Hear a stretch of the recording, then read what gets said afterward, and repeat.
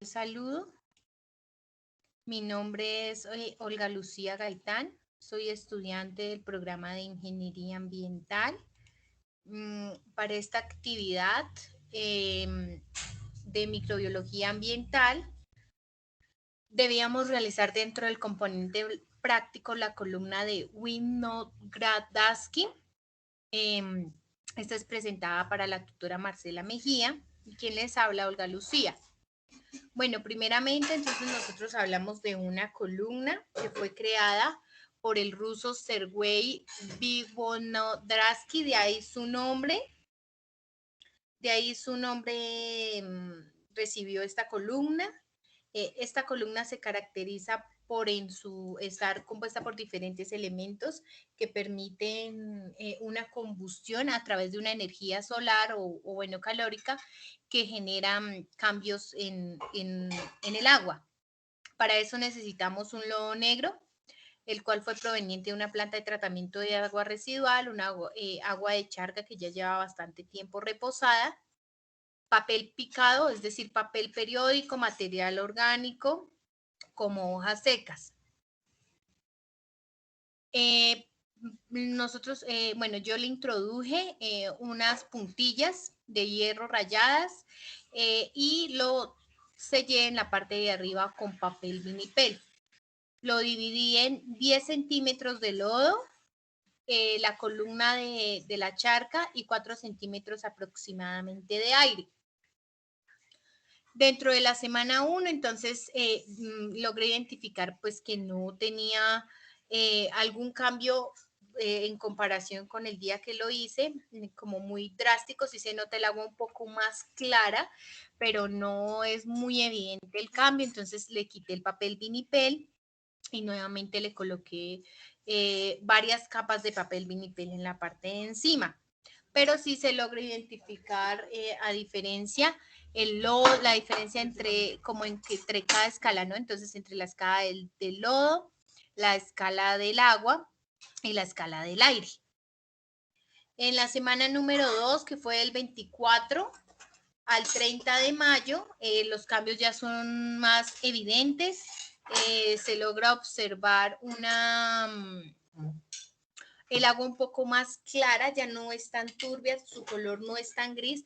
El olor ha disminuido, no mucho, pero siempre se siente un olor menos repugnante como al inicio, en la semana 1, pero sí ya se ven los cambios y las capas ya son más notorias en la semana número 2. En la semana número 3, que fue el 31 de mayo al 6 de junio, entonces también ya se vienen evidenciando unos cambios notorios, el cuales fueron, aparecen unas alguitas en la parte superior y los lodos empiezan a tener como manchitas. Digamos que las 4 semanas es donde más se refleja el cambio con la semana 4. Le agregué más papel vinipel y lo subí a una terraza para que tomara el sol más directamente. En la semana número 4, entonces ya es más evidente el cambio, aparecen unas alguitas en la parte superior, hay unas manchitas de lodo en la parte inferior y pues a simple vista no se ve, digamos, dónde está el papel periódico, todo eso que metimos, ni la puntilla, pero sí se ve el cambio que tuvo el agua de una semana a otra. Es evidente que hubo un cambio de una imagen a otra de 2 semanas. Bueno, ¿qué evidenciamos generalmente con lo que obtuvimos? Entonces, en esta parte de abajo se logran identificar una serie de microorganismos de tipo anaerobio, es decir, acá se reposan en esta parte inferior los organismos que no necesitan aire para reproducirse, las bacterias. Y en esta parte superior, que era la de 4 centímetros que nos decía la guía, encontramos que sí necesitan aire para reproducirse. Bueno, esto tuvo un tiempo de 4 semanas. desde la práctica pasada. Pues logro reconocer que existe una amplia variedad de microorganismos en la columna que permitieron pues disminuir las sustancias que generaban un olor feo y que tenían el agua oscura. Es decir, los microorganismos que están acá lograron una reducción de contaminación, podría decirse, por medio de un microambiente, por medio de microambientes oxidantes. Entonces, yo creería que sí se logró lo que la tutora quería. ¿Por qué se forman las manchas negras en los lodos? Entonces, estas manchas negritas que se ven acá se formaron por la reacción que se generó entre el sulfuro de hidrógeno que fue generado por las bacterias que liberó el acero que nosotros metimos. Entonces fueron las puntillas y todo lo que encontramos por ahí de acero. ¿Por qué la parte superior de la columna es verde?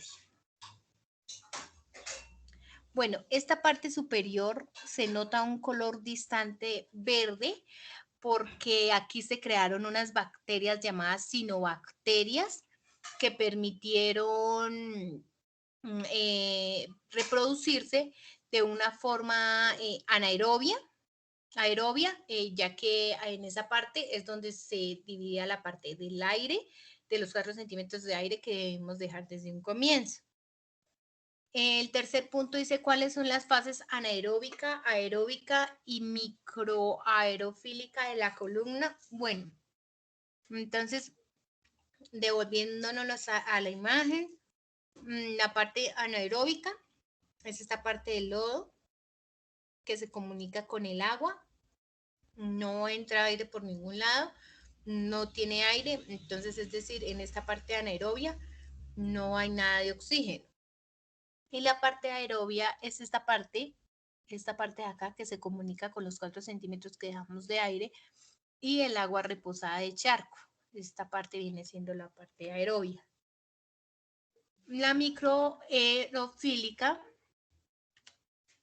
viene siendo esta parte de abajo del lodo que está compuesto también por los diferentes elementos que nosotros metimos, permitiendo pues la reducción de las bacterias, de las bacterias de azufre.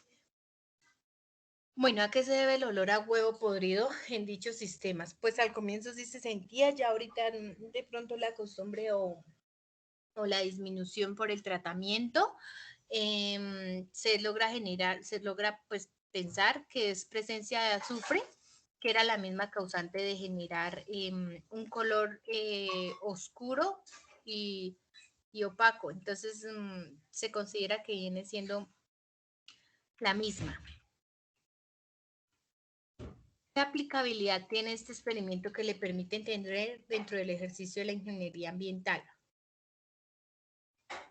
Considero investigando, existen diferentes tratamientos de bioremediación que se utilizan para diferentes tipos de contaminación, sea aire, agua o suelo.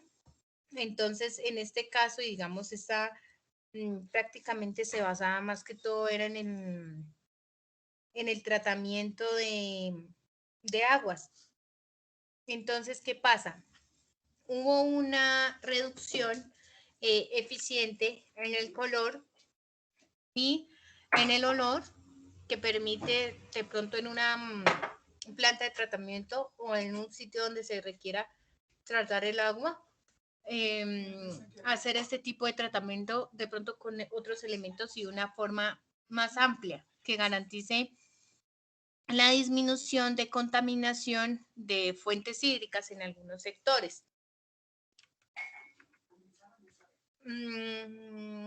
También considero que gracias a una tecnología que se implemente con esta agua, con un tratamiento de bacterias, pues se logra generar una disminución en la afectación de la calidad de vida de algunas zonas donde no tienen servicio de agua potable y digamos que las bacterias hoy en día juegan un papel fundamental al momento de pues de querer tratar aguas o tratar otro tipo de contaminación.